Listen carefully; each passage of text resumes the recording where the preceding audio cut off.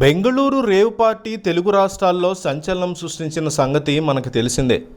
బెంగళూరు నగర శివార్లలో electronic city దగ్గర జరిగిన రేవ్ పార్టీ ఇటు టాలీవుడ్లో కూడా సంచలనంగా మారింది.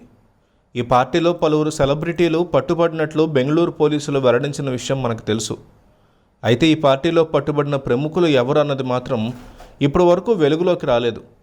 ఈ రేవ్ పార్టీకి సంబంధించి 5గురిని ప్రధాన నిందితులుగా గుర్తించి అరెస్ట్ చేసిన పోలీసులు వారిని జ్యుడిషియల్ రిమాండ్కి తరలించారు. అయితే ఈ రేవ్ పార్టీకి సంబంధించి తాజాగా అనేక కీలక విషయాలు వెలుగులోకి వస్తున్నాయి. ఈ రేవ్ పార్టీకి కీలక సూత్రధారి విజయవాడకు చెందిన లంకపల్లి వాసుగా పోలీసులు గుర్తించారు.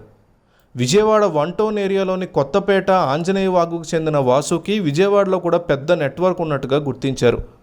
లంకపల్లి వాసు మనోడు మామూలుడేం కాదు. విజయవాడలో అనేక చీకటి దందాలు చేస్తున్నట్టు, రకరకాల వ్యాపారాలు, ఫార్మా మాటను ఇతరు డ్రగ్స్ సరఫరా చేస్తున్నట్టు పోలీసులు భావిస్తున్నారు. అంతేకాదు ఇతను బెట్టింగ్లకు కూడా పాల్పడినట్లు పెద్ద నెట్వర్క్ నడిపిస్తున్నట్టు పోలీసులు అనుమానం వ్యక్తం చేస్తున్నారు. వీరి నుంచి పోలీసులు స్వాధీనం చేసుకున్నటువంటి సెల్ ఫోన్ మేరకు అనేక షాకింగ్ అంశాలను గుర్తించినట్టు తెలుస్తోంది. అంతేకాదు నిందితుల మొబైల్ ఫోన్లలో ఏపీ పోలీసుల నెంబర్లు కూడా ఉన్నాయని సమాచారం. ఏపీ పోలీసులతో కూడా వీరికి సంబంధాలు ఉన్నట్టు అనుమానిస్తున్నారు.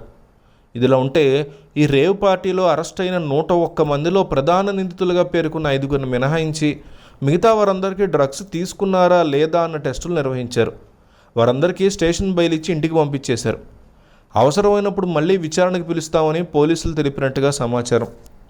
ఈ రేవ్ పార్టీలో పాల్గొన్న సిద్దికి, రణధీర, రాజ్బాబులని పోలీసులు డ్రగ్ పెడ్రర్లుగా గుర్తించి ఎఫ్ఐఆర్లో వాళ్ళ పేర్లు నమోదు చేశారు.